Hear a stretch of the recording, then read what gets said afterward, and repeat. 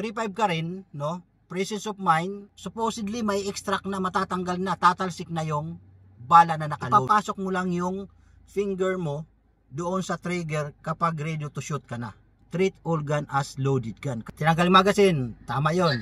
Nagtuturo ka na ginagawa mo naman yung mali. Mali talaga, no? Yun mga kasinag, magandang araw, magandang hapon po sa inyong lahat. For today's video po, magre-reaction video po tayo. Meron pa akong nakitang video dito, no? Pumutok body, may laman naman eh.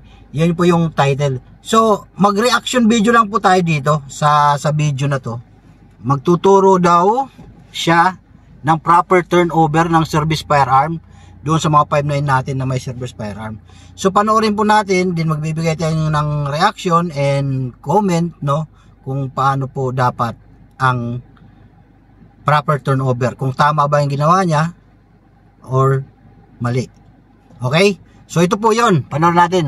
Okay mga kapins, so ngayon for this video, ituturo ko sa inyo kung paano ang properly turnover sa mga items sa ating kapalitan. Tulad nito, may service firearm kayo, so ituturo ko sa inyo kung paano ang properly turnover para iwasan ang aksidenteng mangyari. So, ganito ang gagawin nyo. Punutin nyo muna, tapos, siyempre nakaload yan, kunin nyo yung magazine, lagay nyo dyan, tapos laging nakatutok sa baba, tapos ikasan ninyo, gano'n. Tatlong beses. Okay, so, putulin muna natin. So, magbigay tayo ng comment and reaction doon sa ginawa niya. Unang-una po, tama yung ginawa niya. Pag mag-turn over ka ng service firearm, dapat talaga tatanggalin yung magazine, then ikakasa nyo, no? Pero dapat pag nagkakasa kayo, para po kung nag-load na kayo, matanggal yon. Kaya nyo kinakasa. So dapat 3.5 ka rin, no? Presence of mind, nakapokus kayo sa ginagawa nyo. Kasi pag kinasa mo yun, kahit isang kasa pa lang, dapat may extract na yung bala na nasa loob or matatanggal na yung bala na nasa loob. Okay? So tandaan nyo mga kasinag, kung ang service firearm nyo is wala namang problema, once na ikinasa nyo yon, natanggal nyo na yung magazine, tapos once na ikinasa nyo, supposedly may extract na matatanggal na, tatalsik na yung bala na nakaload. Okay? So panoorin natin ulit, tuloy natin. Sa mga 5.9 na tumbisis, huwag yung pagkasa, lalabit.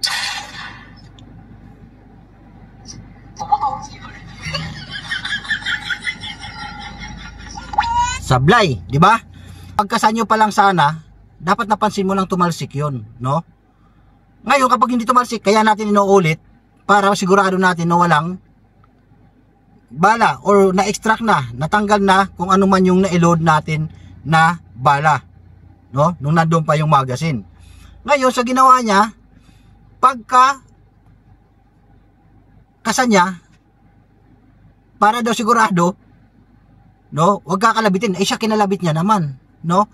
Wag na wag po natin gagalawin. Uli, sabi nga, di ba? Ano bang nasa cardinal rules of gun safety? No? Keep your finger off the trigger. Dapat nasa labas ka lang, no? Yung bala, yung kamay mo ay nasa trigger guard lang kahit nagto-turn over kayo, kahit sinisigurado nyo na wala nang laman yon. Tama na yung ikasa.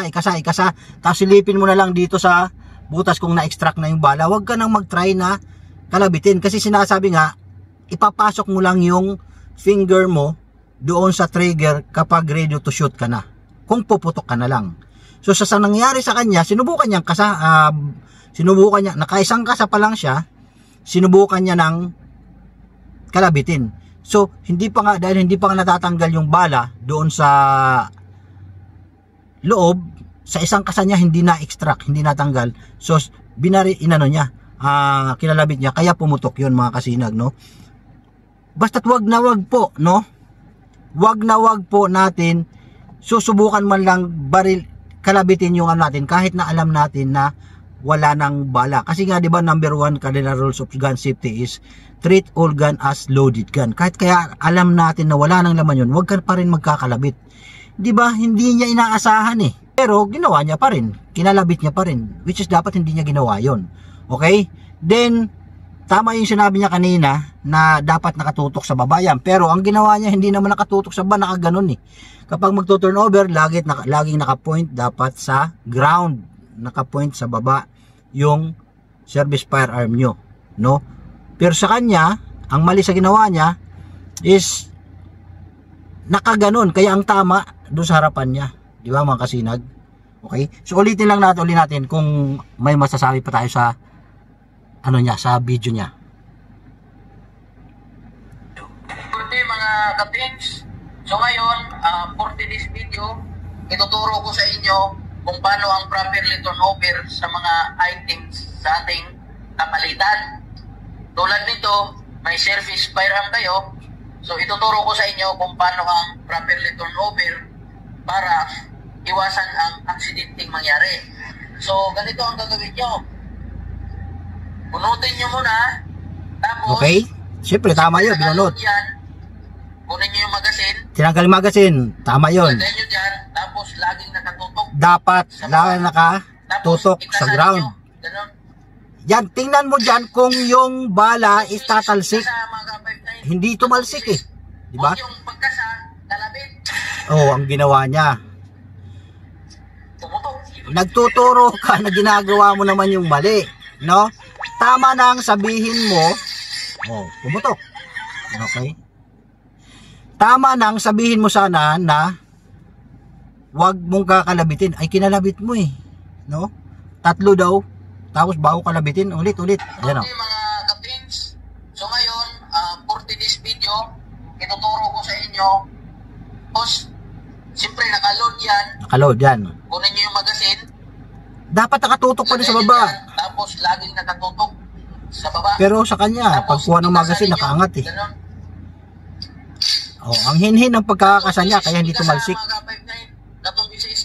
Huwag yung pagkasa, kalabit. Mali talaga, no? So siya pa na rin nagsabi na huwag yung pagkasa, kalabit. Kasi ang ginawa niyang pagkasa niya, mga kasinag, titingnan nyo, parang slow mo lang, dandahan niya. Kaya hindi na-extract yung bala doon, yung nakaload na bala sa loob. Dapat pag nagkasa tayo, medyo kasang lalaki, huwag yung para kang nag-i-slow mo, no?